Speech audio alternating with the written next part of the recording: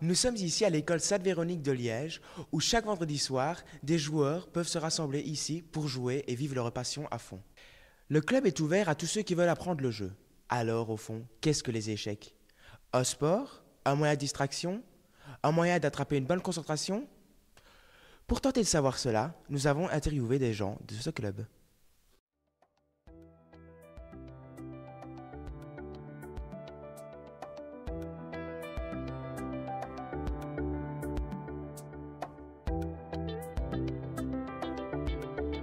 Je suis ici en compagnie du président du club de Liège, Luigi Iafelice. Alors Luigi, ça fait combien de temps que vous êtes président? Donc c'est la troisième année consécutive que je suis le président du club du CRELL, le club de Liège. Alors aux échecs, il faut toujours être concentré ou parfois on peut avoir un moment de distraction. Alors ça c'est une bonne question parce qu'en fait le jeu d'échecs, ça demande de la concentration dans son jeu. Mais alors parfois quand tu joues une partie d'échecs, ça reste dans la mémoire, même les jours après et même pendant la semaine. Alors pour vous, les échecs sont-ils un sport? Ça, c'est aussi une bonne question à laquelle beaucoup de personnes essaient d'y répondre. Il y en a qui disent oui, il y en a qui disent non. Mais le problème, c'est qu'il n'y a pas vraiment une activité physique liée au jeu d'échecs. Hein. Maintenant, il faut quand même rester assis pendant des heures, être bien concentré. Et au niveau des grands joueurs, des grands maîtres, des champions du monde, eux, ils font une activité physique régulière pour pouvoir être bien dans leur tête et pouvoir donc affronter leur adversaire et pouvoir le battre. Cela fait combien de temps, monsieur Iafelice, que le club de Liège existe? Le club de Liège existe depuis plus que 100 ans. En 2011, nous avons organisé le tournoi du centenaire avec la collaboration de la ville de Liège.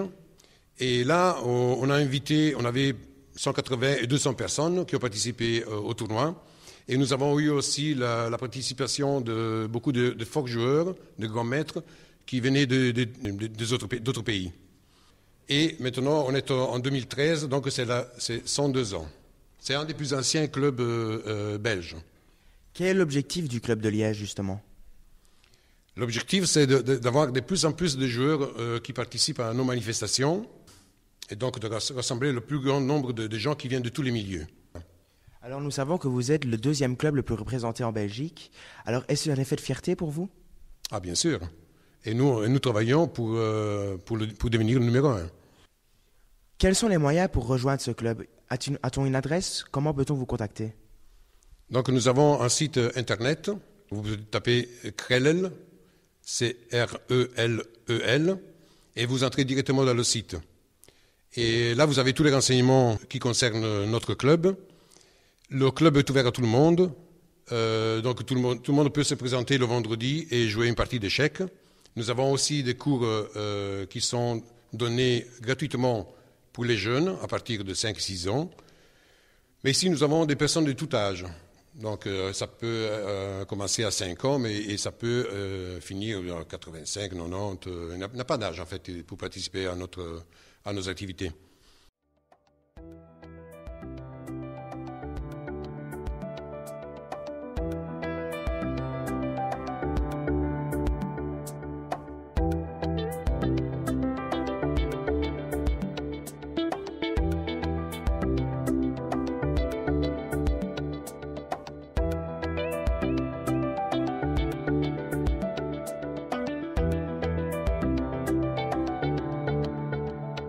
Je suis avec le directeur des tournois de Liège, Tristan Notet. Alors monsieur, depuis combien de temps êtes-vous au club? Donc je suis dans le club d'échecs de Liège, le CRELL, depuis 2009. Ça fait donc 6 ans que je suis dans le club. Quelles sont vos tâches à effectuer en tant que directeur des tournois? Donc les tâches en tant que directeur des tournois, il faut que j'organise chaque semaine une ronde et donc j'apparie les joueurs les uns avec les autres en prévoyant les absences qui peuvent se faire parfois à la dernière minute et donc il faut que les appariements sont donnés sur internet, ainsi chaque joueur sait contre qui il va jouer. Comment se calcule le niveau d'un joueur? Donc il y a ce qu'on appelle la cote Elo. C'est un chiffre qui désigne la force d'un joueur. Alors bien sûr, au début, un joueur peut avoir une cote qui est très faible et qui ne correspond pas du tout à sa force s'il commence, mais qu'il a déjà un très bon niveau. Et aussi, on peut remarquer parfois qu'une très forte cote peut diminuer dû à l'âge ou un manque d'entraînement, ce genre de choses.